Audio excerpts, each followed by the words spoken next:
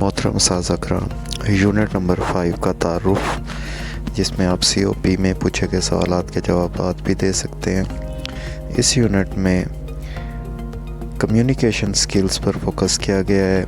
इसके जो 3 एरियाज़ हैं जिसमें इस यूनिट पर बात की गई है। नंबर 1, कोर्स बुक को आप क्लासरूम में कैसे एक्टिविटीज़ के ज़रिए इफ़ेक्टिव बना सकते हैं। दूसरा, हम क्लासरूम में कम्युनिकेशन एक्टिविटीज़ की मदद से कैसे मैनेजमेंट कर सकते हैं। और तीसरा जो इसका की एरिया है वो है तमाम पार्टिसिपेंट को इक्वल लर्निंग अपॉर्चुनिटीज़ मुहैया करना। इस यूनिट के की प्रिंसिपल्स हैं कि हम अपनी टेक्स्ट बुक के मटेरियल को किसी भी एक्टिविटी के लिए कैसे इस्तेमाल कर सकते हैं।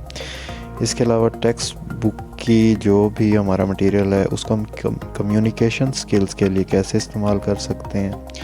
और तीसरा, इस यूनिट में हमें बताया गया है कि हम मुख्तलिफ़ किस्म की अपॉर्चुनिटीज़ को हर लर्नर के लिए कैसे मुहैया कर सकते हैं। और इस यूनिट में हमें मुख्तलिफ़ तरीके बताए गए हैं कि हम किस तरह अपने लर्नर को मुख्तलिफ़ तरीक़ों से करेक्शन और सीखने में उन एक्टिविटीज़ को इस्तेमाल कर सकते हैं।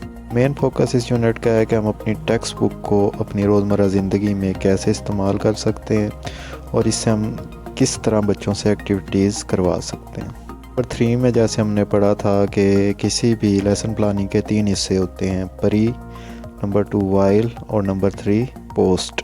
प्री में हम स्टूडेंट को प्रिपेयर करते हैं लेसन के लिए, वाइल में हम कंडक्ट करते हैं अपनी एक्टिविटी और पोस्ट में जो है फीडबैक और करेक्शन करते हैं। नंबर 4 में हमने सीखा था कि किस तरह हम इन 3 स्टेजेस को अपनी लर्निंग में इस्तेमाल कर सकते हैं और टीचर और लर्नर का क्या रोल होना चाहिए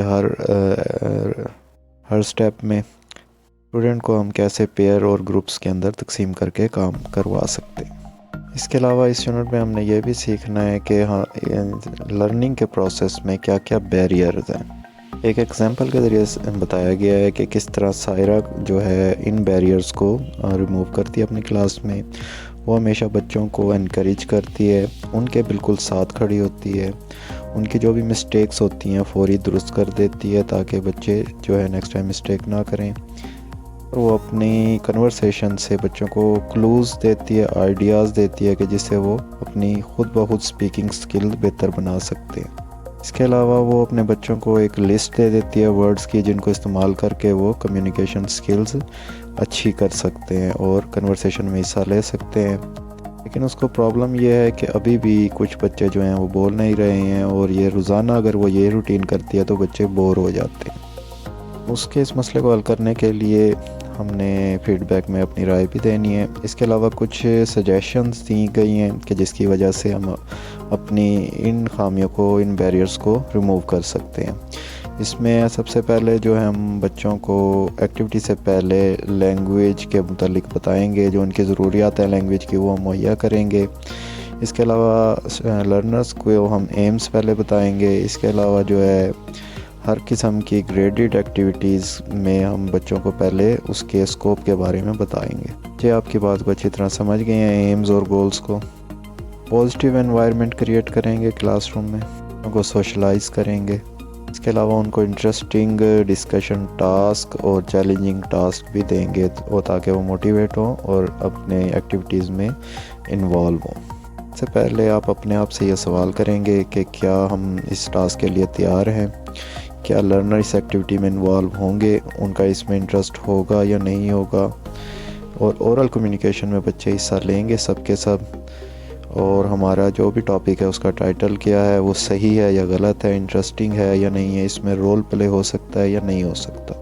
एक वीडियो भी हमें दिखाई गई है जिसके अंदर मुख्तलिफ़ किस्म की प्लानिंग्स और स्ट्रेटजीज़ बताई गई हैं, जिसमें एक है कि हम प्रिपरेशन जो है वो सबसे बड़ी की है। इसके अलावा लेस कॉन्फिडेंट स्टूडेंट हैं उनको सपोर्ट हमने देनी है, और जो स्ट्रॉन्ग स्टूडेंट हैं उनको हमने मोटिवेट करना है कि वो अपने साथ बाकी बच्चों को भी लेके चलें और बेस्ट लैंग्वेज जो है वो क्रिएट करें। और अपना जो भी टास्क है उसके ये 4 कीज़ हैं जिसमें हमने उस टास्क को रिपीट करना है। اس میں جو خامیاں ہیں اس کو دور کر کے کوالٹی کو امپروو کرنا ہے، اور اسی ٹاسک کو ہم ڈیفرنٹ وے سے بھی کروا سکتے ہیں یا نہیں، اور اس کے اندر ہم نے پارٹنرز کو انٹرچینج بھی لازمی کرنا ہے۔ اسی ویڈیو میں ایک طریقہ کار بتایا گیا ہے کہ ایک ٹاپک ہم بچوں کو دے دیتے ہیں، دو کا گروپ بنا دیتے ہیں، ان کو پہلے 4 منٹ دیتے ہیں اس ٹاپک پہ ڈسکشن کرنے کا، پھر ان کے پیئر کو چینج کر کے پھر 3 منٹ میں وہی کنورسیشن کرنی ہے، اور پھر دوبارہ ان کے پیئرز کو چینج کر کے 2 منٹ کے اندر وہی ٹاپک جو ہے ہم نے ریپیٹ کرنا ہے۔ اس کا کیا فائدہ ہوگا؟ اس میں فلوئنسی بھی آئے گی اور کمیونیکیشن سکل بھی آئے گا، کانفیڈنس بھی آئے گا بچوں میں، اور کریکشن بھی ہوگی۔ آخر میں اس کی سمری ہے کہ ہم نے اس میں ٹیکسٹ بک کو اپنی ڈیلی لائف میں کیسے استعمال کیا، کمیونیکیشن سکل کو بہتر بنانے میں ہم اس کو کیسے یوز کر سکتے ہیں، کلاس روم میں جو لرنر کے بیریئر ہیں ان کو اوورکم کیسے کر سکتے ہیں، اس کے علاوہ انکلوزیو پریکٹسز میں کیا فرق ہے، ہماری جو بک میں جو مٹیریل موجود ہے اس کے SLOs کیا ہیں، اور بچوں کو ہم جو ٹاسک دے رہے ہیں وہ اس کو سمجھ رہے ہیں اور وہ انٹرسٹنگ بھی ہو، اور وہ بچے اس میں سب کے سب انڈلج بھی ہوں۔ اس کے بعد ہم نے فیڈ بیک میں کریکشن، فلوئنسی، اور جو بچے انوالو نہیں ہیں ان کو انوالو کرنے کے طریقے اور خامیاں لیکچر میں جو ہے وہ تلاش کرنی ہے۔ Thank you for watching, subscribe my channel for more updates.